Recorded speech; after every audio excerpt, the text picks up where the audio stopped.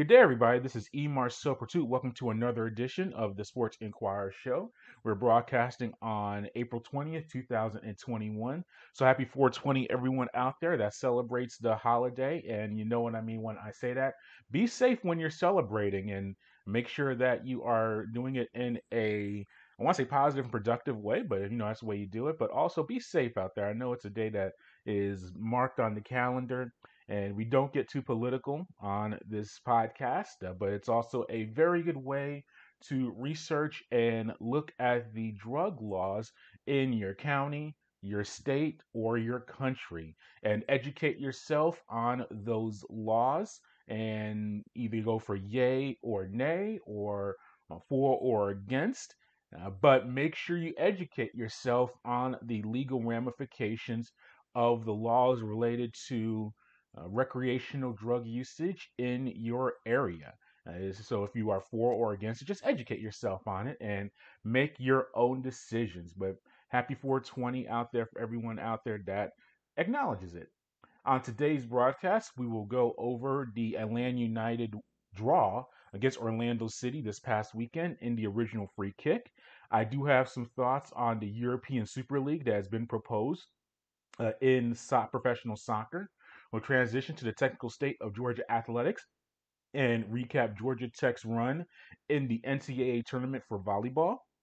And then we'll transition to the miscellaneous department, where there was a major boxing match that may affect or influence the future of combat sports the way that we see it.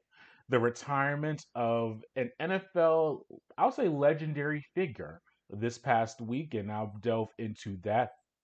The presumptive number one pick in the upcoming NFL draft has a unique but respectable approach to the world of football. And another NFL franchise has re signed or extended the contract of their Super Bowl winning head coach for another few years. So that's what we're going to go over on today's show. As always, if you want to follow everything that we're doing, you can head to the mothership, thesportsinquirer.net.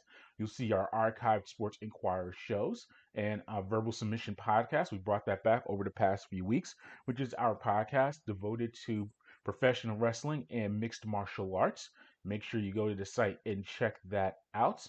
We will be having content from Georgia State and Georgia Tech athletics probably in the next few days on the site. The spring seasons are heading towards their conclusion, which means that the postseason is coming up, whether it's conference tournaments and the ACC for Georgia Tech, the Sun Belt for Georgia State. We're going to have some commentary from coaches and players on those upcoming tournaments over the next few days. Make sure you check that out. We'll have another verbal submission podcast probably within the next few days. Some things have happened in combat sports that I want to devote an exclusive podcast to. And we'll also probably have may bring back our basketball podcast and our baseball podcast as well. Those need to come back over the next few days as well because everything that's going on in those sports. And so make sure you continue to check the site out and make sure you give us a view. You can also follow our social media platforms on Twitter, Instagram, and Facebook under Sports Inquirer. That's all one word. Subscribe to those, follow us, and you will get all of our up-to-date content as we post it. And then finally, subscribe to our audio and video providers such as YouTube, SoundCloud, Spotify, Google Podcasts, and iTunes, and some others. And when you do that as well, similar to social media platforms, you subscribe to us, you like us, and things along those lines, you will get up to date updates on everything that we are doing as we post it. And I also like to go back to social media platforms. I really recommend that you follow it during the night. I've been starting to do some live tweeting when it comes to really more the Atlanta-based sports, whether the Braves are playing or the Hawks, things along those lines. But that's a really good way to keep track of what we're doing and my thoughts and commentaries. I give them on this show, of course, but it's really a nice way to keep track of everything that we're doing. And one of those local teams, at least in Metro Atlanta, that we keep tabs on is Atlanta United. And the Five Stripes opened up their MLS regular season this past Saturday with a 0-0 draw at Orlando City. Brad Guzan had 3 saves, and that was 43rd clean sheet for the team. And red stripes, the 5 stripes, they are red and black too, but they're the 5 stripes. But Atlanta United, they have started their first 3 matches without conceding a goal. Remember, they were in the round of 16 against Alajuelense out of Costa Rica in those first 2 matches in the CONCACAF Champions League. They did not concede a goal in those contests. And as I've just said, they did not concede a goal against Orlando City this past Saturday in their MLS regular season opener. Here is Brooks Lennon on the team earning a draw. I thought it was a hard-fought game from both teams. Both teams had chances to score, but I'm really proud of the boys. I thought we fought, from minute 1 to the end, and gave everything we had to come home to Atlanta with a point. So, I'm really happy with the performance that we put in, and we need to continue this work rate. Not so many offensive highlights for Atlanta, in the contest. Leandro Lopez had a one-on-one with the Orlando goalkeeper in the 6th minute. That shot was saved. Moreno had a opportunity to score a goal in 37th minute on a header. He was wide open for it, but the shot was pushed high. As far as Orlando City, Guzan made a critical save on Pato in the 72nd minute. And those are really the highlights offensively for the contest that did not see too many offensive opportunities. Both teams had 11 shots in the contest and also each had 3 shots on target.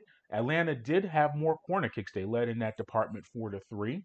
2 things Atlanta did take advantage of, or an example of them controlling the pace of play. They did lead in possession percentage of 56% to 40%, and they were more accurate with their passes with 88% completion compared to 82% for Orlando. Here is Brad Guzan, the captain and goalkeeper of the team of Atlanta, on controlling the pace of play in the contest. No, listen. Last year, that wasn't the Atlanta United that we know, and we're a completely different team with completely different ideas. And so, we know the amount of hard work that we've put in during preseason, during preseason games, during training sessions, during Champions League games. So we understand what we're putting in, and when you work hard, you get rewards. And okay, we didn't score a goal tonight. The positives: we kept a clean sheet. We kept the ball for long periods of time against a good team. Orlando this year is certainly a better team than they were last year. And so we knew coming in here it was going to be a difficult first game of the season. The conditions certainly played a bit of a factor. I think I wouldn't say rust, but the sharpness for 90 plus minutes certainly wasn't there. Almost to be a little bit expected, but certainly a good game to be able to build on.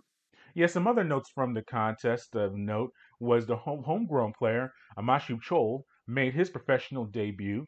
We saw him play in a few of the exhibition matches leading up to the season, but he actually made his first appearance for Atlanta United.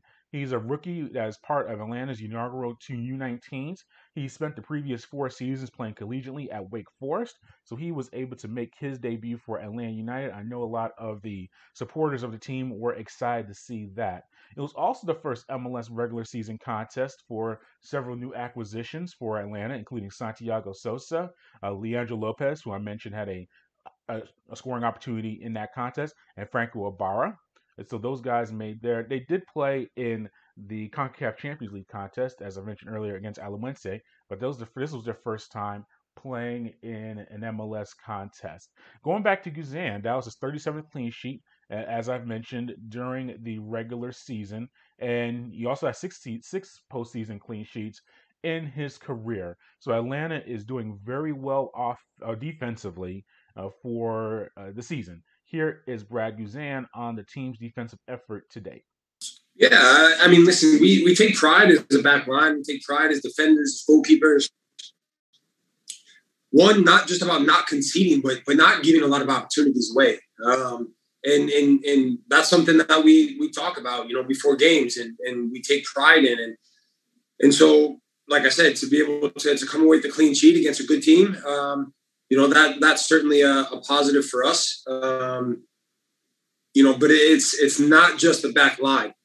If you, I'm not going to get into the intricacies of how we're defending and the tactics and whatnot. But there's a lot that goes into it. There's a lot that goes into it, and it's not just about just go out there and defend. There's a real understanding of when certain things happen on the field. Our back line, our midfielders, our wingers, our fullbacks, they have to react, and they have to react in certain ways. They have to be able to be brave and defend 1v1. They have to be brave and cover the back of other players. So it's certainly a positive for us. With that being said, there's a lot of games ahead of us, so we can't get too crazy. And defense goes beyond the goalkeeper making saves, and I asked Brooks Lennon directly about the importance of the entire team contributing to the defensive effort. Yeah, that's something that we take very seriously as a back line. Obviously, we've played 3 games. We have 3 shutouts. And, as a back line, we're doing our job, not letting the other team and other opponents score goals on us. So, we take that very seriously, the guys that are working in the back line.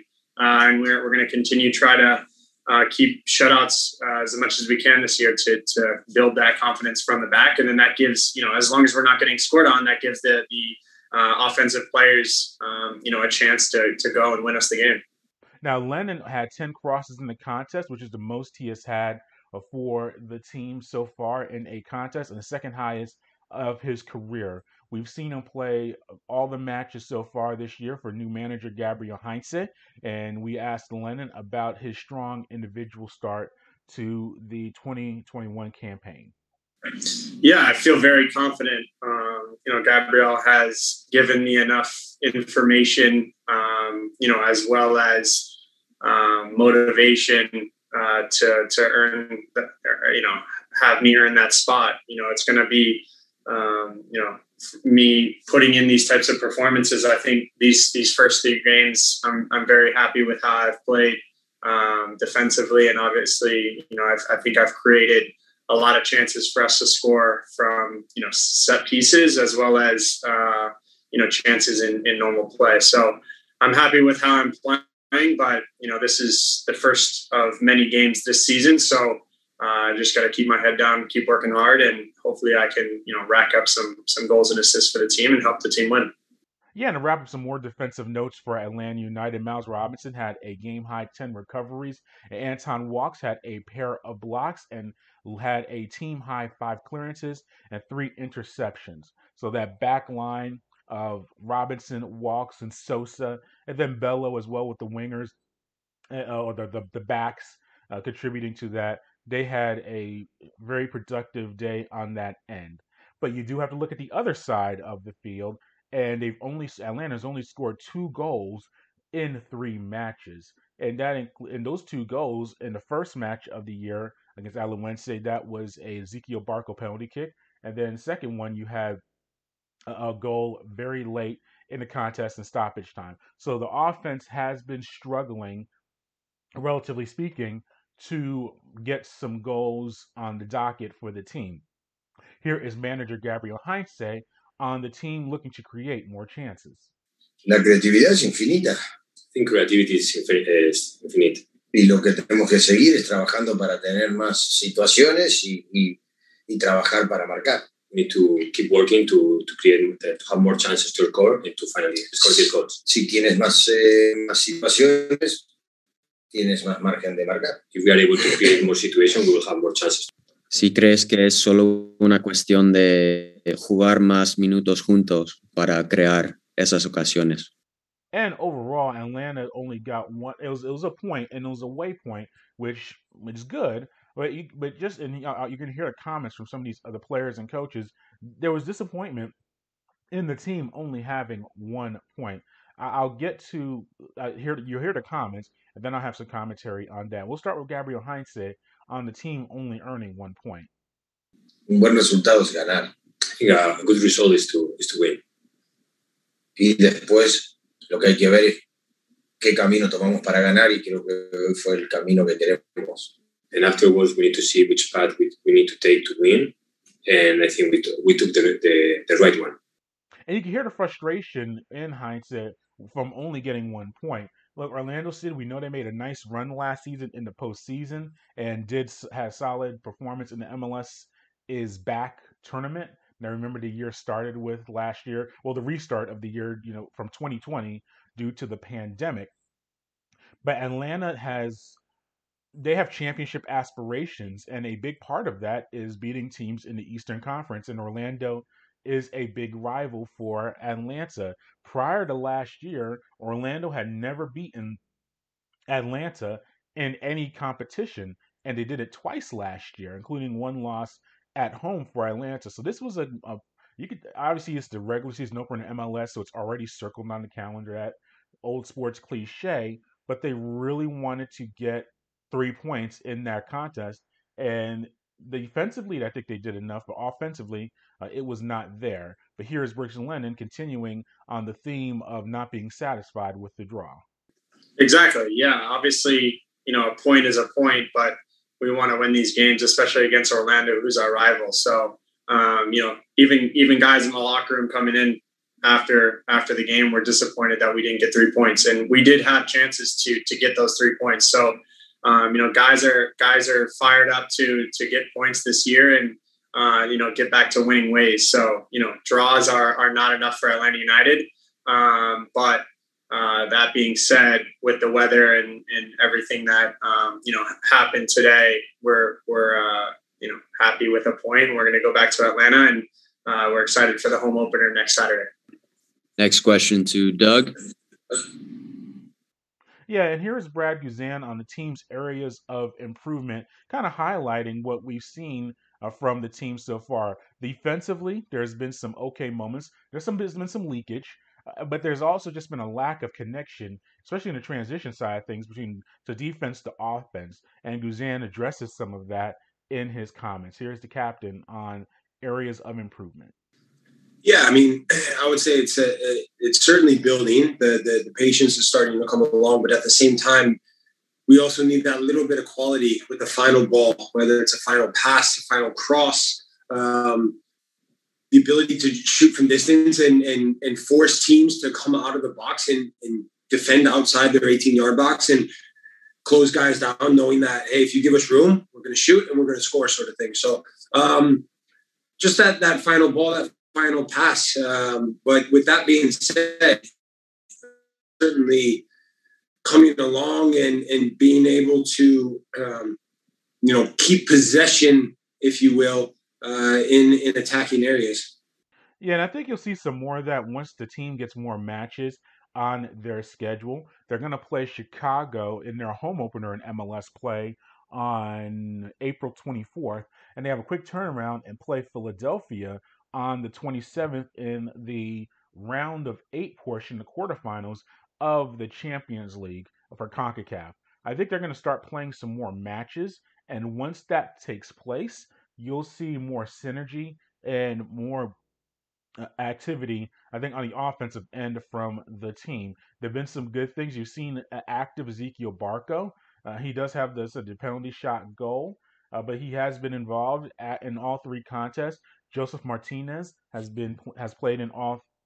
He played in all 3 contests so far this year for the team. Obviously, the former MLS MVP and best 11 performer. Obviously, he's a very valuable contributor to Atlanta United. So having him back on the squad and playing a lot of minutes is a very good thing. If he stays healthy and stays right, he's going to return to solid goal scoring form. So I think there's some things you have to have some patience, with Atlanta. It's a very long season, but they're going to face a very dangerous Philadelphia team who some have pegged as an MLS Cup candidate to win the competition. Now they're playing in the Champions League, but that's a very strong squad. Chicago coming up this Saturday. We'll preview that contest as we get closer to it, but that's a team that we don't know what to expect too much from them, but we'll be following all of that Atlanta United activity as it comes through. Yeah, I have some thoughts on the European Super League that if you're not too familiar with the way things work in Europe, and this now I was going to make this my second point, but I'll make it my first point. Uneducated American sports media. Look, I follow professional soccer not only in the United States but European leagues. I've been following it for many years, but I don't even consider myself an expert in it. There are many other people, and I'll give some shout outs. You can go to Doug Roberson at the AJC. He's a media colleague friend of mine, Felipe, over at The Athletic. He covers Atlanta United. They do a very good job with it.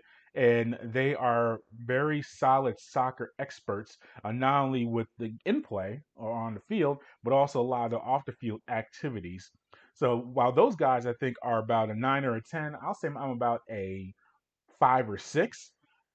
I've heard national media people who are really ones and twos acting like they were tens discussing this. So I'm going to try to give a perspective on it for some who are really passionate about it and following the Bundesliga and following La Liga on an everyday basis. And then for some of you who maybe don't even follow soccer, but you're hearing the show and you're waiting for me to get to a different segment of the podcast and are just kind of giving this a listen until I talk about some other things of interest like NFL or college sports. So here's what it is. The way that there's the Champions League, which you've heard of, and UEFA is the European governing body. CONCACAF, by the way, is the governing body for the Americas. So you're looking at North America, obviously Canada, United States, Mexico, and a lot of islands and non-South America. South America has its own thing. So islands such as Jamaica, Bahamas, Cuba, things like that, Costa Rica, and countries like that are in North America in the island. So there's a governing body. There's CONCACAF. Europe has the same deal. What they have is the Champions League, which is the top performing teams from each of those countries. You look from England to Scotland, Russia, Spain, France, all of them, every single country, even Poland and Ukraine, every European, Turkey, every European country, they have their domestic league. And usually a team that finishes in first place of that regular season, or second place, even if you go down to England, in the English Premier League, the top 4 teams that finish in the regular season qualify for the Champions League. So that means, and we'll look at it right now, this is the year 2021. So all these teams are playing the regular seasons. They're going to end around May or June. They're going to have teams that finish in first, second, third place, and all of that stuff. The next year, which will be 2022, and a little bit of 2021, they're going to play in the Champions League. So all those top teams from all those European countries are put into a tournament. And the tournament consists of some home and aways. You start off in group play, which is like a round robin kind of deal. But the point is that all these teams are in a pool, and then they eventually participate in the tournament, and a champion emerges from it. So this has been going on for many, many years under different names. There've been Cup Winners' Cup. There's been different leagues, but it's been the Champions League since really the 90s, just to keep it pretty basic and boiled down for you. What has happened is that there has been an issue of the money discrepancy, and it parallels quite a bit to college athletics, and I'll tell you why, and you'll hear it throughout my comparison. There have been some teams that are from some of the stronger nations, such as England, Italy, and Spain. And these teams generate a lot of revenue for this tournament. However, they generate a lot of money, and they have to share it though with teams from other countries that do not produce as much revenue. And these powerful teams have made a proposal for the European Super League. Instead of playing in the Champions League and having to participate in that tournament where they are producing a lot of the money and having to give it to countries or teams from countries that do not produce it. They just want to keep it for themselves. So the teams that are included from England: Manchester City, Manchester United, Chelsea, Arsenal, Liverpool, and Tottenham. 3 teams from Italy: AC Milan, Inter Milan, and Juventus. And then 3 teams from Spain: Real Madrid, Barcelona, and Atletico Madrid. These are teams that are probably in the, as far as revenue generation and value, those are probably 12 out of the 20th most valuable franchises in UEFA. And you could throw some of the German teams in there. Obviously, they are not part of this deal, which is very interesting, and there's a tentacle of that as well. And I'll say it right now: Germany tends to be the one of the nations that believes in fair equity, fair play. While a lot of countries are very Major League Baseball based, where you make as much money as you can, no salary cap. Kind of like how baseball is, like the Yankees and Dodgers say they spend $10 in their revenue, and the Kansas City Royals may spend, or Florida Marlins may only spend $2. They don't care. Like, that's just the way it is. While Germany is more like the NFL. While as I said, the Dallas Cowboys may spend $10. Everyone else has to spend $10, and that's it. So even if you're the Dallas Cowboys and you generate all this revenue, you're spending the same amount of money as the Green Bay Packers, which is probably the lowest generating franchise, the lowest smaller market. So that's the approach to things. So Germany's more like, or theoretically in history, has been more like NFL, while these other countries, especially in England, have been more like the Major League Baseball. So that's why Germany has right now, the German teams are not necessarily involved in European Super League, because that'd be one of your first thoughts. Where's Bayern Munich? Where's Dortmund? Where maybe even Leipzig, who has made a big run over the past few years. Where are some of those teams? That's why you kind of see a separation from that. But the thing that's very disrespectful about the European Super League to many people is just the separation of themselves from their domestic teams. So you're pretty much saying that if you're the European, if you're, say, you're in the English teams, you want nothing to do with Burnley or with Everton or with a West Ham, or teams like that. You want no part of that league, that history, the teams that you have been in the same leagues with, more or less, and especially with England since the 1910, 1920. You can literally look it up and see all these teams are playing each other for all of that time. So it's a straight money grab. That's exactly what it is. And this is where the uneducated American media, they're like, well, look, they should just separate from their leagues and form their own league. And by the way, this European Super League, the theory is that you can still play in your domestic league. You're not going to play in that domestic league for if you're going to be in that European Super League. Why are you going to burn your players out when you already have to play? And these are the 12 teams that, by the way, that's another thing. I'm rambling on a little bit, but it all come together in the end. These 12 teams got grandfathered into this league, and there's no way of being relegated or kicked out. And relegation is a novel concept in the United States, a little bit different, where if you finish in maybe the bottom 3 finishers or 4 finishers, depending on your league, if you finish in the bottom 3 or 4 of your league, you get relegated to a lower division.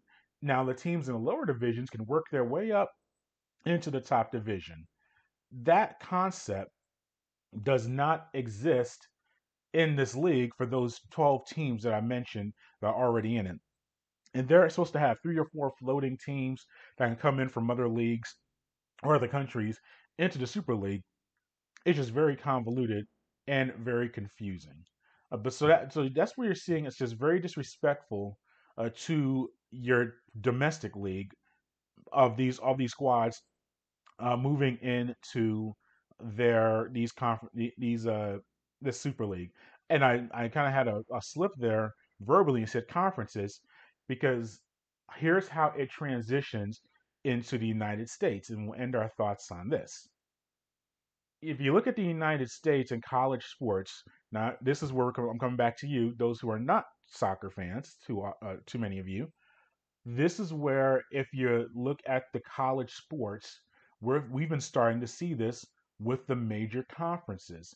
Over the past 15 years, we've seen the power conferences increase in the number of teams in the conferences and with their revenues. We've seen the ACC expand, the SEC expand, the Pac-10 became Pac-12. They expanded. They brought in more teams to generate more revenue and things along those lines. Now what we're seeing there's a certain handful of teams. There's the haves and the have-nots, even within the Power Five conferences. I'm not even including Conference USA, Sun Belt, the WAC, some other leagues, the MAC, and we're looking football-wise because that's the best way to kind of give it to you. You're starting to see teams that are generating a lot of money, like Alabama, Texas, Ohio State, Oklahoma, teams along these lines are saying, look, we are generating a lot of money through our athletic programs. And we'll stick with the SEC. And I'm gonna have to throw my Vanderbilt Commodores under the bus a little bit here. They're my boys, but that's my team or my squad. The men and women there, I love them, but can't follow me on this. If you're Alabama and or Florida or even Georgia, we'll throw those. They're in that big group, and you're generating $10. And I'm keeping it I'm not gonna say millions. I keep it very simple. You're generating $10 into the pool, and a Vanderbilt is only generating $3 into the pool. We're all putting that money together, and then we got to distribute it equally. Well, if I'm Alabama and I'm saying, look, why do I have to share my $10 with the team that's only giving $3 into the pool? Why don't I join other teams that are making $10 and we get together, and we can through joining Michigan or joining a Texas, we can all generate $20 individually. And if we have to share it, we don't have to share it. We share it with lesser amount of teams. Because if you're in the SEC, 16 teams are in the SEC. Actually, 14. You're generating all of that money, and you guys share it. You guys have to pie 12, 13 ways. Where if I join a super league or super group, I'll have to cut that pie maybe to 5 or 6 times. And furthermore, that pie is even bigger because we're the bigger programs. You're seeing that in college athletics right here, and it's very similar to the European Super League. So, we'll see what happens with the league. It's generated a lot of attention, and it's all been within the past 48 to 72 hours. It really happened this weekend when the announcement was made. There's so many legal loopholes that have to be crossed for this to even become to fruition. But these teams in England, Spain, and Italy have put everyone on notice that while the Super League concept may not ultimately happen, it's been put on notice that we are looking to generate more money and to keep more of that money. So we'll be keeping track of everything with that Super League as it continues on. All right, let's transition to the technical state of Georgia athletics and highlight Georgia Tech volleyball. The Yellow Jackets completed one of their most successful seasons in history with a 3-0 loss to third-seeded Minnesota in the second round of the NCAA Tournament on April 15th. Georgia Tech, they had a lead in each of the sets, but just were unable to overcome the 35.9 hitting percentage and 9 blocks that Minnesota was able to produce in the contest. Here is Michelle Collier, the head coach of Georgia Tech, on the Minnesota loss. Really proud of the way we approached this match. It's one of the best teams in the country on the other side, play great defense. But I felt like we hung in there a lot of times, and we were able to play head-to-head with them for majority of the sets. Just super proud of the way that we competed tonight and the things that we're building. I mean, I think that we get everybody back on our team, and we're only going to keep getting better. So it was exciting to even have a close match like this with this team, because I think that we understand that the things that we're building, we want to be playing at that level. And I think that we were very close to taking sets away and competing a little bit better. So just proud of the way that we showed up, and really excited about the future. Now, there were some offensive highlights for Georgia Tech. Mariana Brambilla, she had a team-high 16 kills in the contest. Julia Bergman and Michaela Dowd each had 11 kills in the contest. Actually, Bergman had 11 kills, and Dowd had 10 digs. And Erin Moss had 5 blocks, which was a team high for Georgia Tech. So while offensively or defensively they had some struggles, offensively they had some difficulties as well. Georgia Tech only hit 16.9% from the field. I asked Michelle directly about the offensive struggles and what issues Minnesota presented them.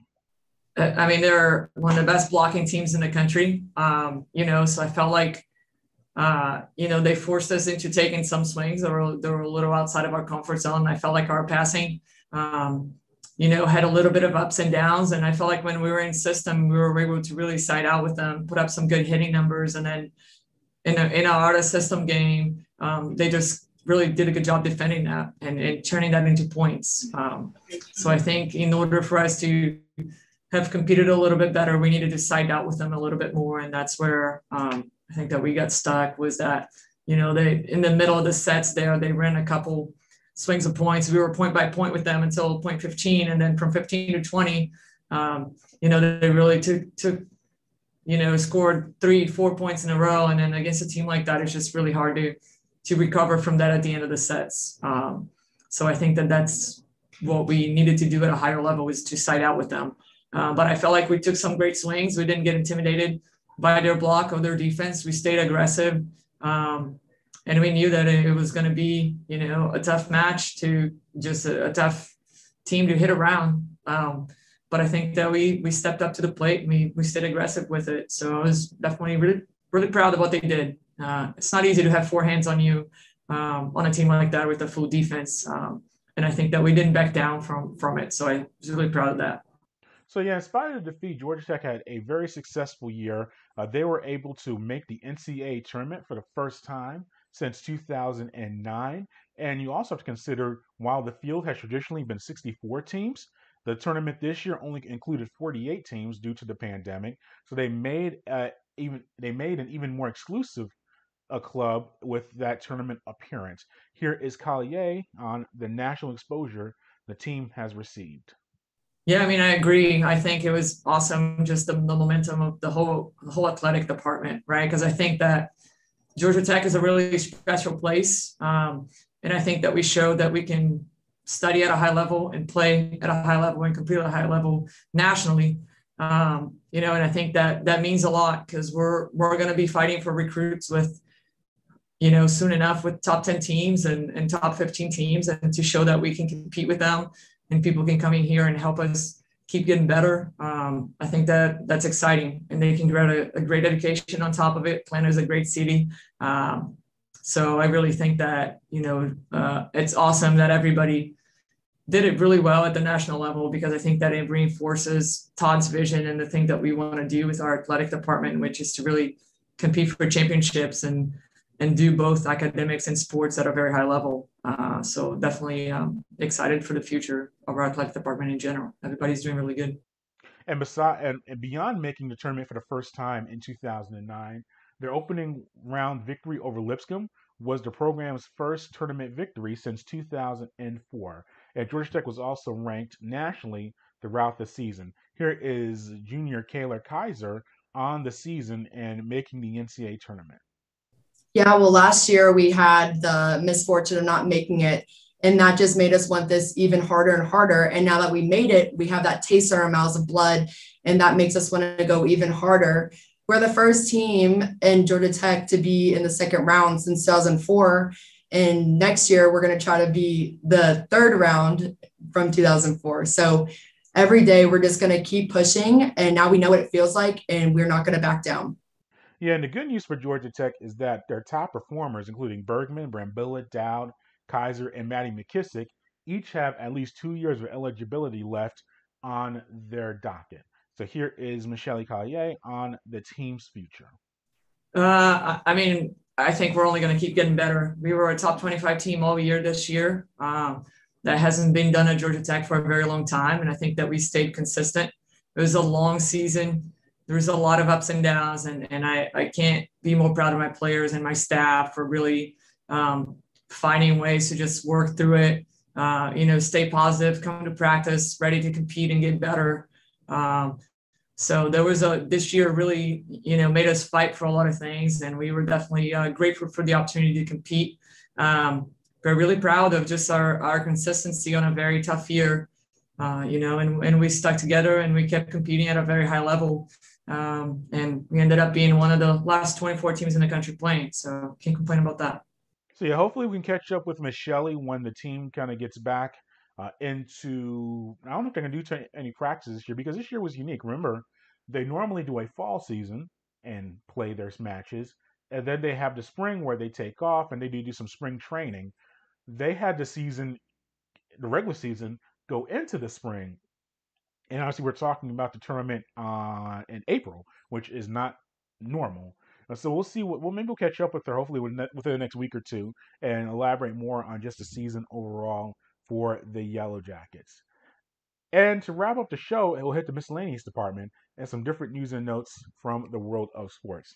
I did not watch the Jake Paul Ben Askren boxing match that took place this weekend. Well, it really wasn't much of a match. It was a knockout by Jake Paul in the first round. And this is where you can't play boxing. We see exhibitions in basketball, we see that during All-Star weekend. They'll have like a little celebrity game. In baseball, you see a little softball contest. You could tennis, you could do a little exhibition match, just hitting the ball over the net. Boxing, you can't play around with. And Ben Askren, who was a collegiate wrestling champion, MMA fighter, was a Bellator champion in mixed martial arts. So he's a legit fighter. He's not a slouch. But he's advanced in age.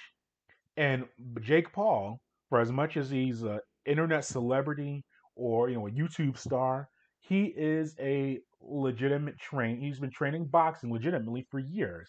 So all these people come into the ring, and basically the Paul brothers in general. We saw that with Nate Robinson a few months ago. The Paul brothers, they are internet stars, but they legitimately train boxing. They do not mess around. And you cannot walk into a boxing ring with these guys and think that they're just gonna, light taps or dance around in the ring and get some rounds under them and have an exhibition where it's like a draw at the end. No, they come to fight and ready to go. And Ben Askren learned that lesson the hard way with that first round knockout loss to Jake Paul. It was a match that wasn't sanctioned by any of the major boxing organizations. It was just a match they wanted to put together as a spectacle. Wasn't very, great boxing, but I think it shows that you're going to start seeing more of these matches. If you're used to seeing these matches with a WBO championship and a WBF and IBF, those are going to still exist. But you're going to start seeing more of these celebrities and especially some of these other combat sport practitioners putting themselves in the ring in these type of matches outside of the normal sanctioning bodies. And that now the speculation, who's Jake Paul going to face next? Obviously, Conor McGregor, Floyd Mayweather, maybe Diaz. You're seeing the list of all the people that are going to go in there. I think this was the game changer for these type of matches, was that Conor McGregor and Floyd Mayweather fight that we saw a few years ago. You saw, Floyd Mayweather, one of the greatest boxers of all time, undefeated. We know his accolades. He generated so much money facing Conor McGregor, an MMA mixed martial arts champion, who had never fought a professional boxing fight. And that made so much money for Mayweather and for McGregor. Those are their. I know for McGregor, that was probably by far his biggest payday ever. With Mayweather, maybe not so much because he had the De La Hoya fights and Canelo Alvarez. He's had some major fights in his docket, but still, it's probably top 5 earning fight all time for Floyd Mayweather and Pacquiao, of course. But I'm saying probably top 5 all time fight earnings for Mayweather for a contest, and he was able to get in there and be in there with the mixed martial artist and just do that fight. It wasn't for a belt. You know, the weight, you could work around the weight. They were within a few pounds of each other, and they just did the fight. You're gonna start seeing more of this with these type of fights going on. Now, I would say the UFC is not going to go anywhere. You're not going to see these boxing sanctioned entities. They're still going to be around. But you're going to see some more crossover with the mixed martial artists facing the boxers in these forms. So be on the lookout for that as it goes on. I'll elaborate more on my thoughts on the fight and the way things are going in combat sports on the Verbal Submission podcast that'll be coming up very soon. Alex Smith retired from the NFL. Good move for him. Yeah, you can do speeches, motivational speeches, and seminars till the day he dies, just to make it back from that probably one of the worst broken leg injuries we've ever seen in the NFL. And ESPN did that E60 on him, very great hour and a half long special on him. If you were listening to this, you've probably seen it. If not, I highly recommend it. You see when he was with the Washington football team, broke his leg in multiple places. Amputation was a possibility. And you see just the scarring and all the rehab he had to go through just to make it back onto the football field.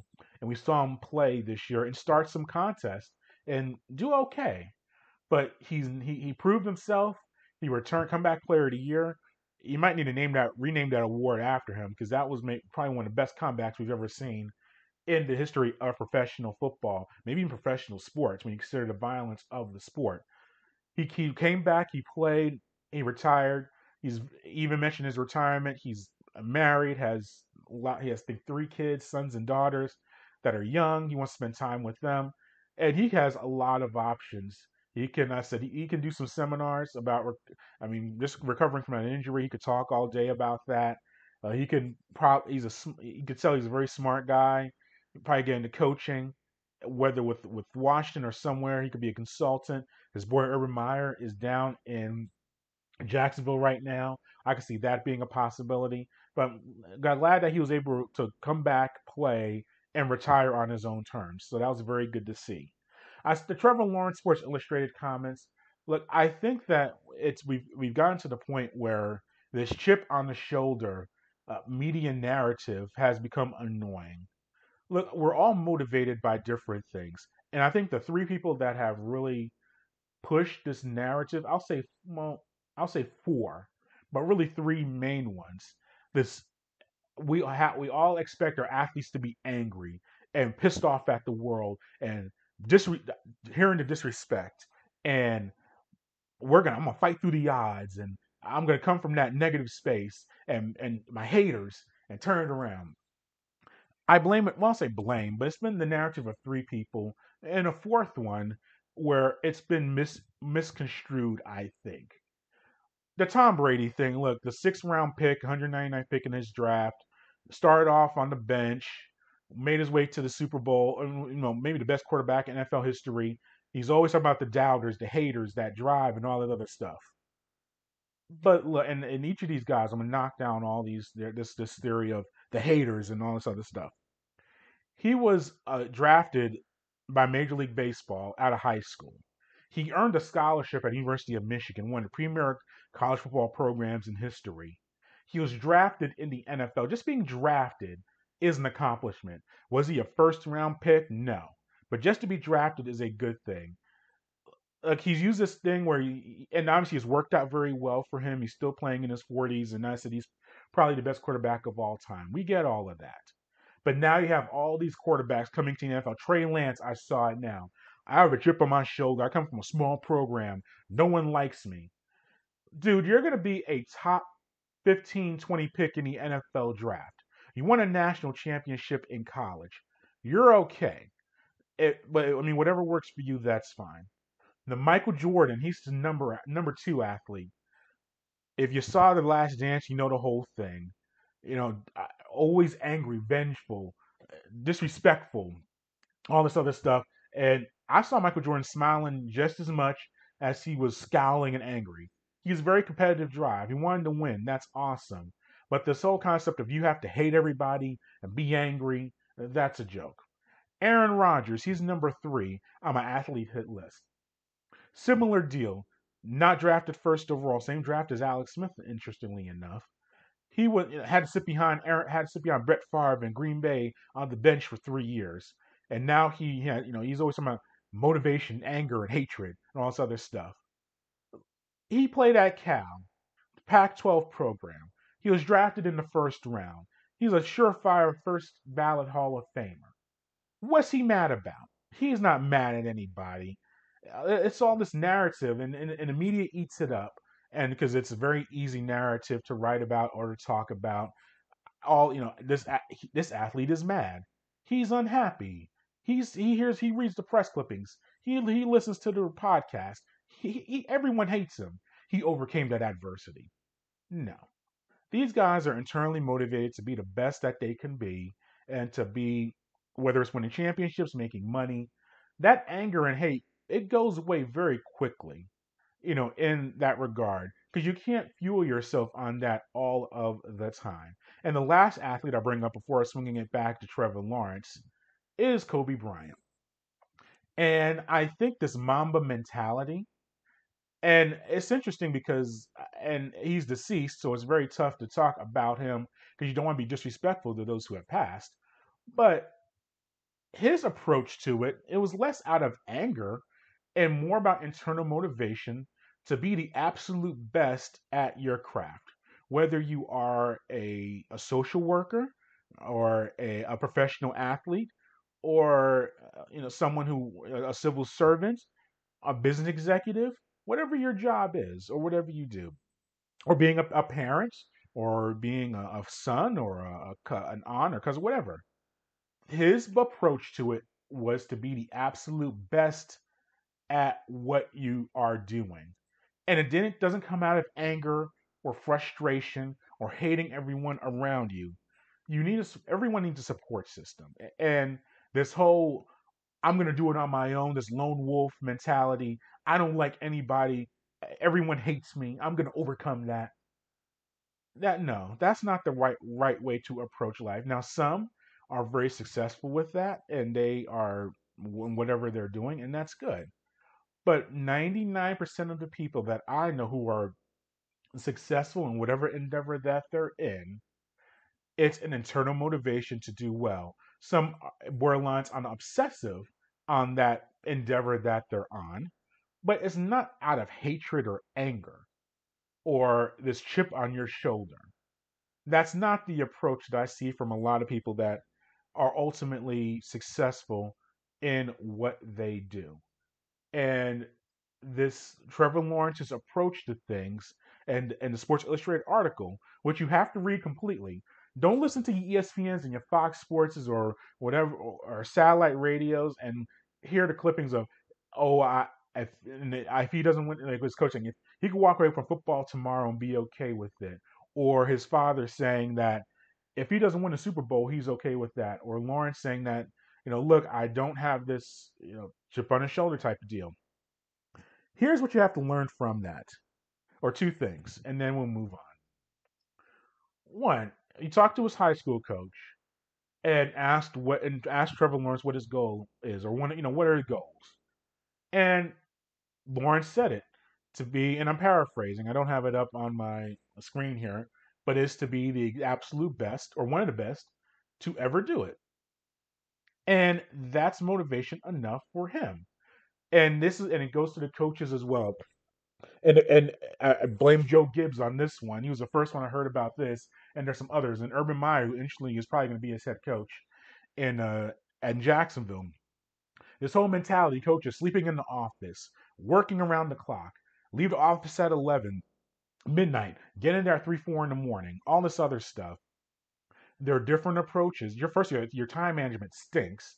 If you're spending 20 hours a day on your professional job, your time management is awful. And whether you need to delegate more or be better with your assignments, you should not be spending 20 hours a day doing whatever job that you're doing. And I say that about 99.9% of your jobs. So this whole, and coaches, and they buy into this whole thing. You got to sleep in the locker room. Look, you do your job and you do it efficiently, you'll be okay. You'll be all right. And Lawrence's approach to it, to be the best that he's seen, best to ever do it, or one of the best to ever do it, it's worked out quite well for him. Multiple high school championships, college football championship. He's accomplished so much with his approach. Why is it that they fear, oh, he's going to be professional now? He's going to be in there with grown men. How is he going to handle that? Well, he's handled it quite well the way his approach is right now, and he'll be fine. And maybe we're biased because I live in Ackworth, which is a suburb of Atlanta, which is just in Cartersville's our neighboring town. That's his approach. As I said, he's married his high school girlfriend. He's very spiritual. That's his approach. And that's just the way he is. And it's worked out quite well for him. And I think he'll be, if he fails or succeeds in a professional level, it's not going to be because of attitude or approach. It'll be more influenced by his surroundings, his professional surroundings, injuries, and just plain professional sports luck. I think those things will be more important, or impactful than him being lazy. I don't think he's lazy at all.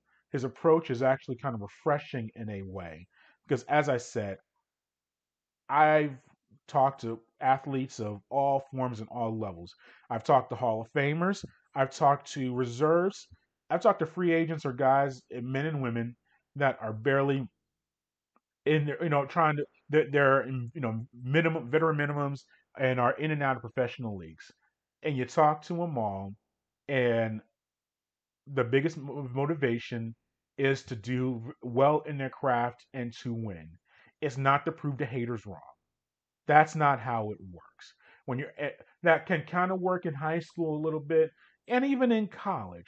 But when you're a professional and you're working at that level and you're being paid to play, that motivation to prove the haters and doubters wrong, that ends by rookie year.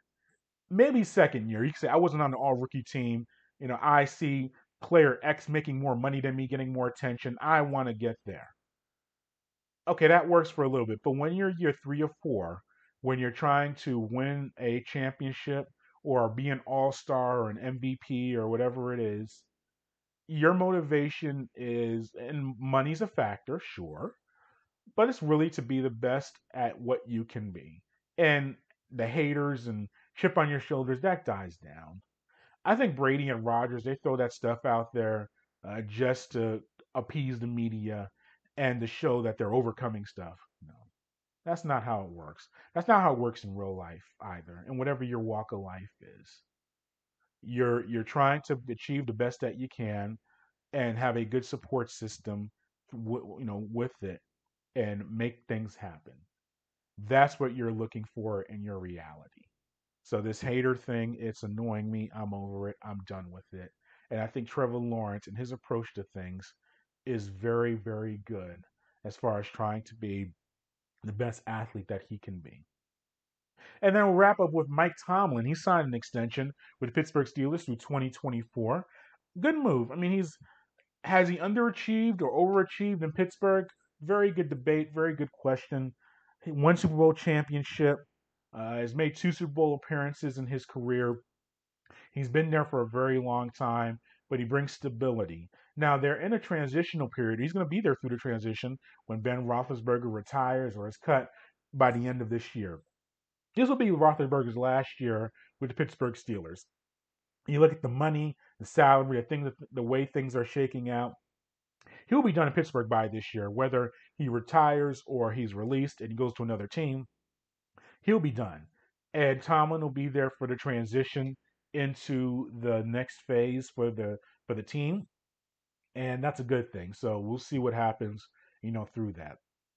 And that concludes today's broadcast. Thank you for listening to today's show.